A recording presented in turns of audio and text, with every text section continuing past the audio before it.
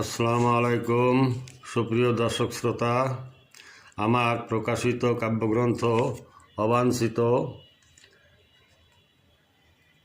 তো এই বই থেকে আজকে আপনাদের একটা কবিতা পাঠ করে শোনাবো। বইটা অনলাইনে বিক্রি হচ্ছে এবং আমি নিজেই বিক্রি করছি, অনেকেই নিচ্ছেন। গত সপ্তাহ 4টা বই ডেলিভারি দিছি।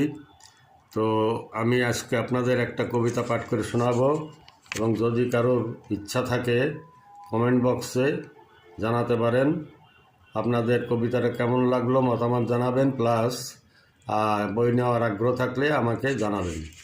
তো এক পর্বে শেষ হবে না, আগামী পর্বের জন্য আবার অপেক্ষা করতে হবে আপনাদের।